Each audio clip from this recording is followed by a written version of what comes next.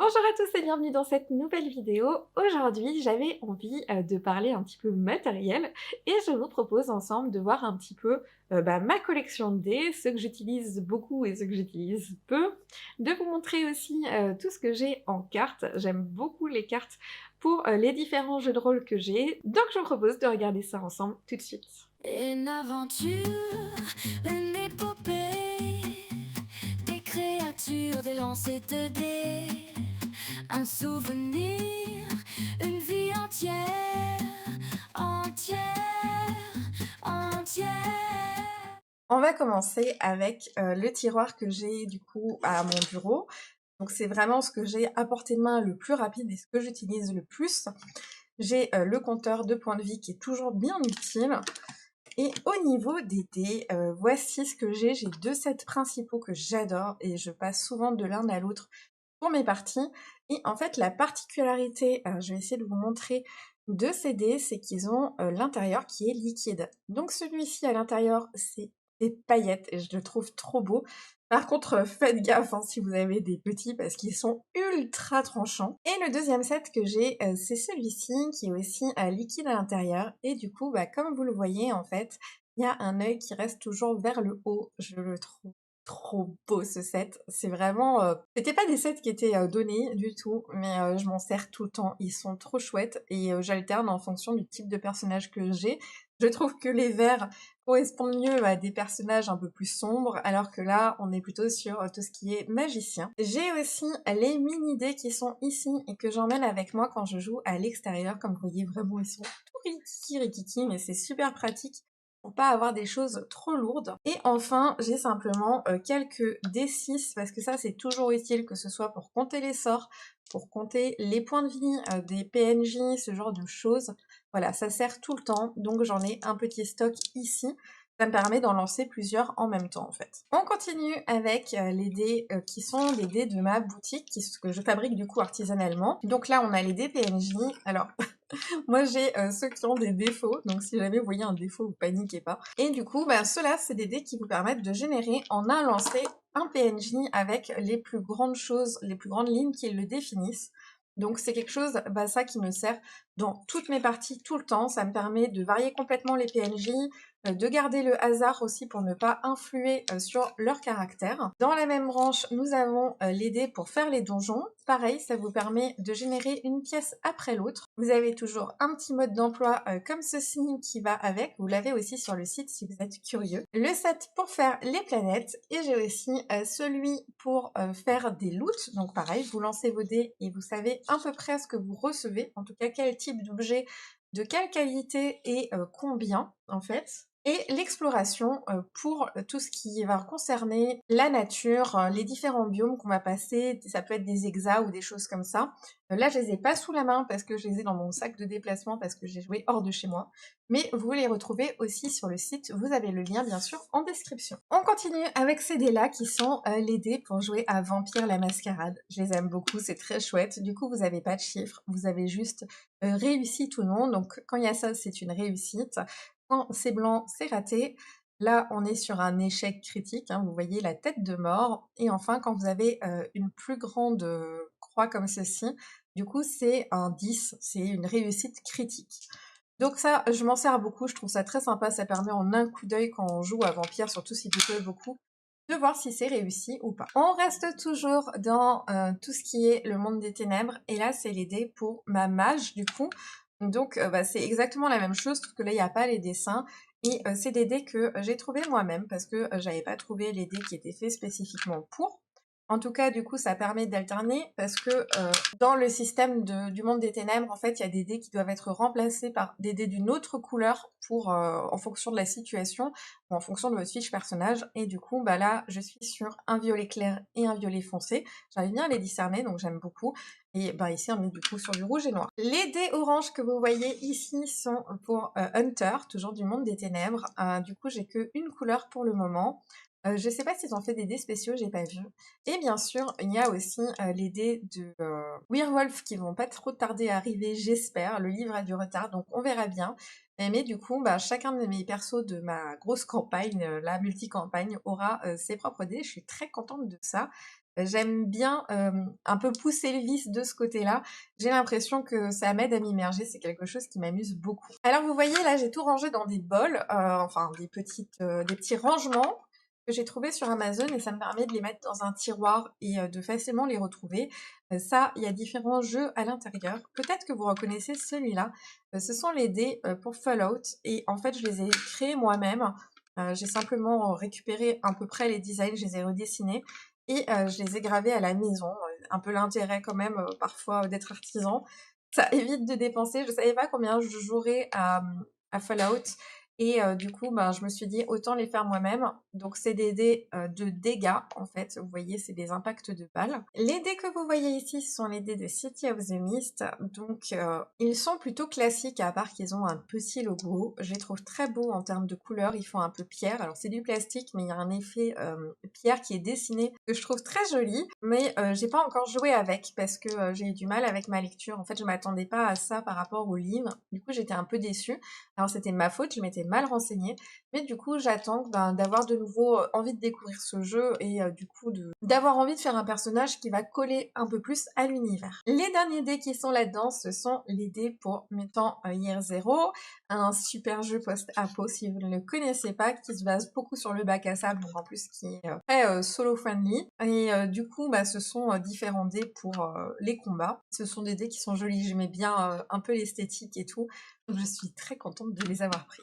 On passe maintenant sur un peu un fourre-tout. Alors là, on a un truc de mutant qui se promène. Nous avons le dé qu'on a reçu pour la préco, enfin le financement participatif de Chronique oubliée Fantasy 2. Voilà, qui est très joli. Je sais pas trop s'il va me servir, mais il est joli. Et on a ces dés-là, qui sont des dés très intéressants. C'est quelqu'un de la commu qui en avait parlé, et je les ai trouvés vraiment super, il s'appelle Critical Hits, et en fait, vous avez dedans un petit mode d'emploi, et en fonction des critiques que vous faites, qu'ils soient contre vous ou contre l'ennemi, et ben ça va vous donner des effets narratifs plutôt. Et bah, je trouve que pour le solo, c'est quelque chose de vraiment chouette. Le fait d'impacter toujours plus les critiques, déjà moi c'est quelque chose que j'aime personnellement. Après ça c'est une question de goût. Et puis bah, du coup de savoir que vous avez coupé un doigt de votre ennemi, bah, au niveau de la façon dont vous allez raconter le combat, vu que nous on écrit beaucoup, ça va pas mal changer les choses, mais ça peut être très intéressant même pour la suite. C'est du coup composé de plusieurs dés parce que en fait ça va dépendre de si c'est une attaque à distance, si c'est une attaque au corps à corps, etc. Du type de critique. Donc voilà, vous avez tout qui est expliqué et vous avez plein de possibilités. C'est vraiment un truc super. Avant d'avoir cela, j'avais ce grand pour les zones de dégâts et en vrai je m'en sers encore.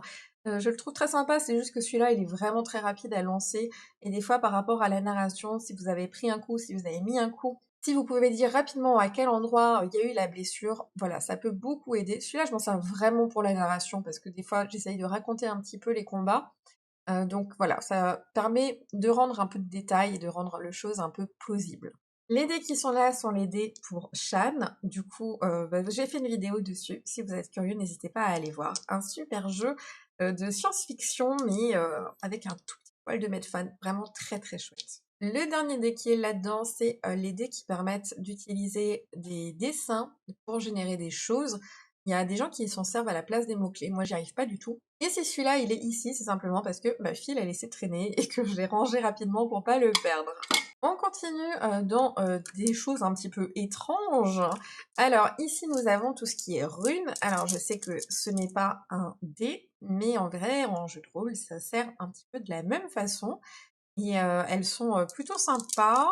Manque un peu de finition dans le sens où elles bavent un peu. C'est ce qui était là vous voyez on voit pas mal les marques.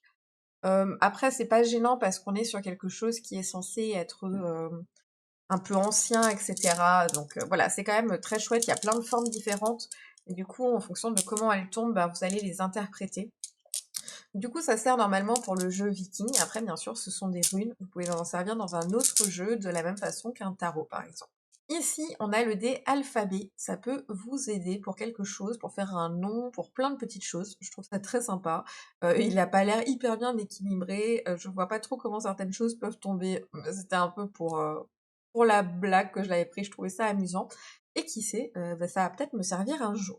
Ce dé follement étrange est aussi un dé de runes, ça marche exactement comme quand vous tirez les runes, sauf que bah, c'est tout en un, voilà, et il est ultra beau. Il a, comme vous voyez, du vert, il fait un peu pierre précieuse. Je l'adore. C'est du coup bah, l'un ou l'autre normalement, mais j'avoue qu'il y a un gros coup de cœur pour. Ici, je vous les montre pas, mais ce sont des dés qui sont vierges et qui sont faits pour moi pour le travail. Et là, j'ai un petit D20 qui traîne et un gros D20, mais alors c'est pas un D20 de jeu de rôle, c'est un D20 Magic, du coup qui permet normalement de compter les points de vie, mais je le garde sous la main parce que comme il est grand, des fois c'est utile pour une vidéo ou quelque chose pour montrer un petit peu plus facilement les chiffres. Et on finit avec le D100, un D100 qui est extrêmement mal équilibré, qui est lourd, qui est pas pratique, mais je m'en sers quand même pour les mots-clés ou pour les tables aléatoires qui ont 100 entrées. Et en fait, ce que je fais, c'est que je ne le lance pas. Je le fais simplement tourner dans ma main comme ça. Et puis, à un moment, je bloque dessus et je regarde le chiffre que j'ai. Ça permet juste des fois d'aller un peu plus vite, de venir comme ça et de juste pointer au hasard à une zone, que de lancer 2 dés. De temps en temps, je m'en sers. J'aime assez, même pour la texture pendant que je joue, je trouve ça agréable. Ici, on a un gros lot de D6 qui sert pour beaucoup de jeux comme Shadowrun Anarchy, ce genre de choses où il faut lancer des brouettes. Ça coûte que dalle, hein. C'est des petits, ils sont plus petits en taille que les autres. Ils sont pas faits pour être particulièrement beaux, mais il y a plein de couleurs. C'est très pratique en fonction des D6, ça sert tout le temps.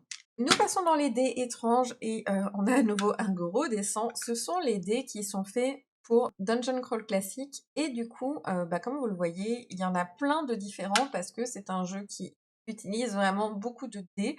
Et du coup, celui-là, c'est un D50, je crois, de mémoire, ou un D30, non, on a du 37, 53.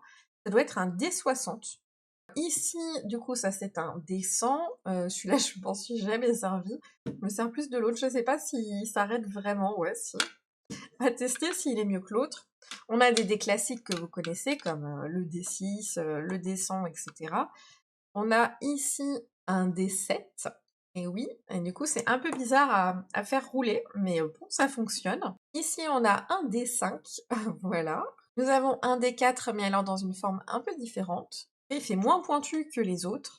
Ici, c'est le D30. Du coup, là, vous voyez, il y a le D20 et le D30. Il y a beaucoup plus de choses sur le D30.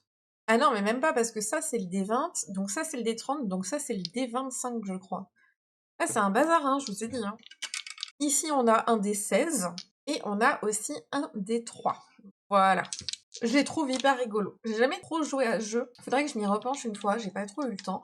Mais c'est vrai que ça donne envie, tous ces dés avec des drôles de formes, de s'amuser un peu dessus, quoi. On arrive doucement sur la fin des dés, et ici, on a ce set que j'aime beaucoup, qui est un set qui est, du coup, sur la boutique Imagine ton aventure. Et c'est un set en métal, et j'avoue que des fois, jouer avec du métal, c'est agréable, c'est lourd, ça a son poids. Enfin bref, voilà. Et les derniers dés, ça y est, on voit le bout. Ce sont des dés numériques, c'est-à-dire qu'ils sont connectés avec l'ordinateur et que quand vous les lancez, vous avez le résultat qui s'affiche pour les tables. Donc vous voyez en fait le déconnecté à l'intérieur. Et on peut mettre des sortes de coques comme ça dessus pour le transformer en des 20, en des 100, etc. Là, on recharge en fait le dé. Je suis assez mitigée dans le sens où ça marche, mais ça marche vraiment pour les tables virtuelles. Et moi, je voulais l'utiliser en fait pour les directs. Et impossible de le connecter sur autre chose, juste sur une source où tu lances et t'as le résultat. Ça marche que sur la tablette et voilà, sur le PC, c'est via le navigateur et seulement pour les tables virtuelles. Donc un peu déçue, peut-être qu'un jour il y aura une mise à jour, on verra. Je propose de passer maintenant aux cartes et on va commencer par les cartes les plus basiques. Ce sont des cartes à jouer normales, genre pour jouer au poker et c'est une marque ça qui fait des cartes pour les magiciens parce que elles sont un peu plastifiées pour bien glisser. Mais si j'ai choisi celle-là, c'est surtout parce que je les trouve vraiment très jolies. Elles ont des effets néons et en fait, ils ont plein de designs différents. Et du coup, voilà, j'ai eu plaisir à choisir un joli ensemble de cartes. On passe ensuite aux cartes dont j'ai le plus en termes de collection, je sais pas comment dire. Ce sont les cartes de Shaan. Alors, du coup, ce sont des cartes assez simples. Alors, celle-là, elle est...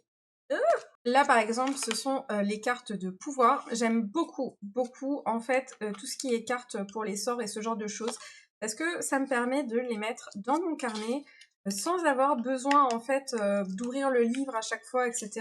Et même au final de les étaler devant moi pour choisir ce que je veux. Je trouve toujours que c'est beaucoup plus facile, donc c'est quelque chose que je fais pas mal. Après, comme vous le voyez ici, il y a aussi les animaux de compagnie qui sont là, donc c'est le même principe.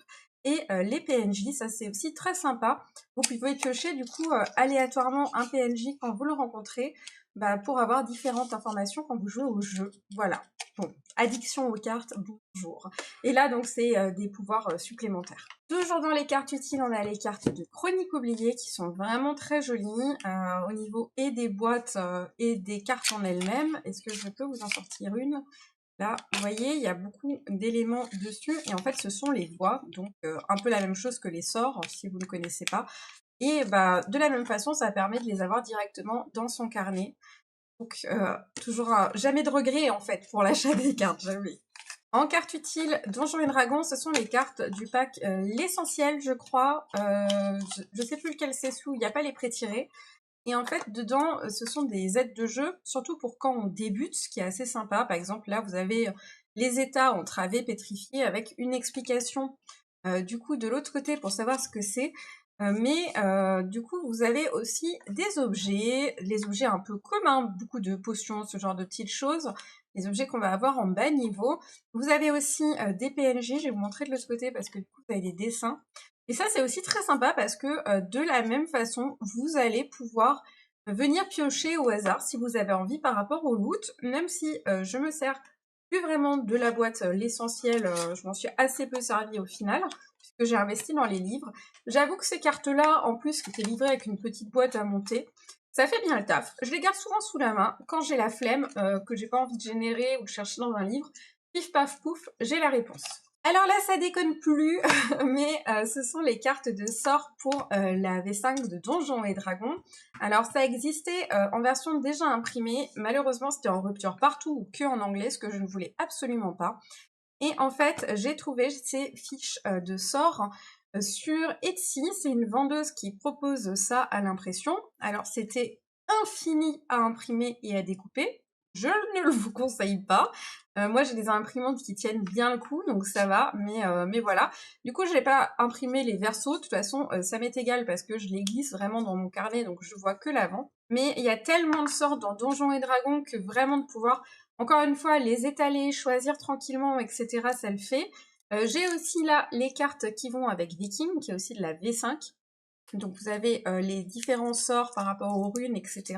Et j'ai simplement fait en bois ces petits rangements pour voir les différentes classes qu'il y a et voir ce que je veux prendre. Vous voyez que mage, il y en a énormément par exemple. Barde aussi, il y en a pas mal. Bon, après, là ça tombe un peu, donc ça paraît un poil peut-être plus grand. Mais voilà, c'est vraiment très utile et ça, je m'en sers tout le temps, tout le temps.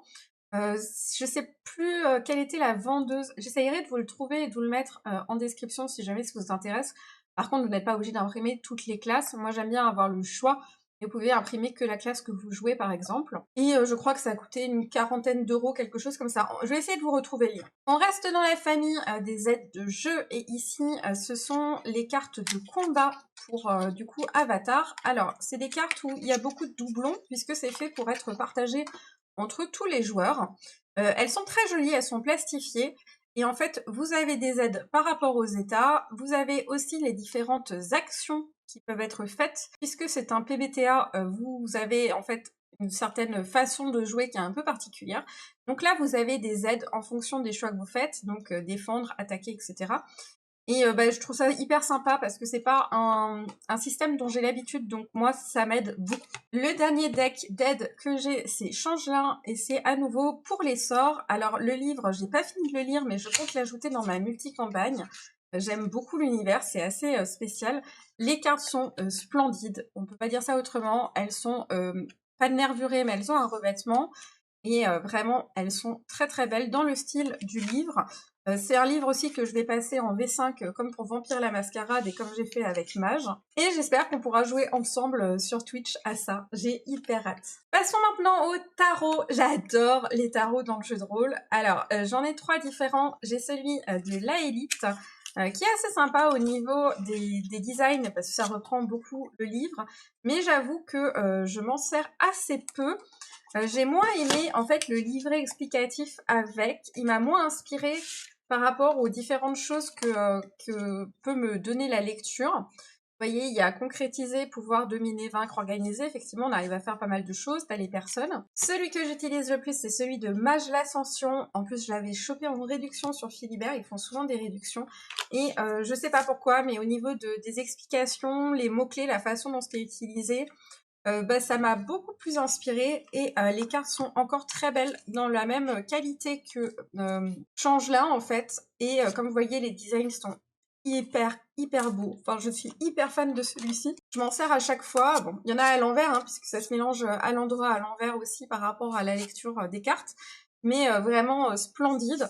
Et en plus, j'aime beaucoup, alors c'est peut-être un peu gadget, mais j'aime beaucoup ce rangement qui est magnétique comme ça parce que c'est vite sorti, c'est vite utilisé et on trouve facilement les choses, le livret est très lisible. Alors pour ceux qui se demandent comment on se sert du tarot en JDR solo, déjà il n'y a pas de bonne solution comme toujours, mais ce que je fais pour ma part, c'est que quand j'ai des personnages qui au niveau du jeu de rôle, de leur RP en fait, vont tirer le tarot, bah moi je vais en vrai tirer le tarot comme si j'étais eux et je vais interpréter et tout ce que j'interprète va devenir une vérité dans mon univers. Pour vous faire un exemple peut-être un peu plus simple, j'ai une de mes mages qui a reçu une personne pour un rendez-vous de voyance. La personne avait oublié toute sa nuit et au niveau des cartes, j'ai réussi à en tirer la conclusion que c'était un vampire qui l'avait hypnotisé. Et du coup, c'est devenu une réalité. C'est-à-dire que c'était un fait. Un vampire l'avait hypnotisé. Après, je pouvais enquêter pour savoir qui était ce vampire, etc. Mais ça m'a donné la réponse à la question qu'est-ce qui s'est passé en fait. Le dernier tarot que j'ai, c'est celui de Strad. Il est sympa, mais un peu moins. Il a un petit style OSR qui est très joli au niveau déco. J'aime un peu moins la taille pour du tarot. On est plus sur du jeu de cartes en fait. D'ailleurs, vous n'êtes pas obligé de l'avoir pour faire Ravenloft, hein, bien sûr, vous pouvez prendre un jeu de cartes normal. Et c'est important, du coup, d'avoir au moins un jeu de cartes ou celui-ci pour Ravenloft, puisque l'emplacement des objets est déterminé par le hasard. Donc voilà. Et c'est un peu goodies, hein, celui-là, je vais pas mentir, c'est beaucoup pour la collectionnite et parce que j'ai vraiment beaucoup aimé cette campagne. On termine ce tour d'horizon avec tout ce qui va être plutôt système solo et aide. Donc bien sûr j'ai les cartes de Solothésie qui me servent pour littéralement toutes mes parties. Ici il y a déjà un mélange avec les extensions. Donc les decks de base, je vous rappelle, c'est 100 cartes et en fait on peut rajouter des extensions par rapport au type de JDR ou aux événements qu'on veut à l'intérieur. Donc c'est déjà jouable sans, c'est pour les gens qui veulent rajouter un petit quelque chose ou avoir une touche plus précise. Et du coup, j'ai d'un côté le médiéval fantastique, donc pour tout ce qui est jeu médiéval, etc., tout ce qui n'a pas électricité et plutôt magie, disons, alors que tout ce qui va être contemporain, on va être sur de l'électricité et pas de magie. Après, vous pouvez toujours en rajouter, c'est absolument pas un problème, mais de base, il n'y en a pas, ce qui permet aussi de faire du post-apo, ce genre de choses avec, et de faire aussi, pour celui-ci, le contemporain, de la science-fiction, tout ce qui va se passer dans l'espace, dans le futur, sans souci. Pour les aides solo, je me sers aussi des cartes du Scénargien. Donc on a RPG Storymaker et RPG Battlemaker. Il y en a un autre sur Cthulhu, mais moi je fais pas du tout de Cthulhu, donc je l'avais pas pris. Mais celui-ci aide en fait à créer une histoire, un monde. C'est hyper bien. Je vous avais fait une vidéo dessus, n'hésitez pas à aller la voir. Je vous la mettrai en dessous en raccourci. Ça vous permet en fait, potentiellement pour le solo, ce qui est vachement sympa, c'est de créer déjà un lore d'univers, etc. Quelque chose d'original auquel vous n'auriez pas pensé sans devoir passer par le lore d'un livre, etc. Et celui-ci permet de rajouter du piment dans les combats et c'est surtout hyper utile, je trouve, pour Donjons et Dragons, parce que quand vous êtes en solo, surtout si vous avez qu'un perso, des fois on risque d'être un peu dans le je tape, tu tapes, je tape, tu tapes. Et avec Battlemaker, en fait, ça va vous rajouter des petits éléments durant votre combat, que ce soit de l'environnement, des réactions, des choses comme ça. Il y a plein de choses, ça se base beaucoup sur un peu un système de mots-clés. Donc c'est très ouvert et c'est vraiment très chouette et ça a changé beaucoup la dynamique de mes combats. Donc super contente. J'attends, il y a un nouveau qui va permettre de travailler par rapport au background des PNJ.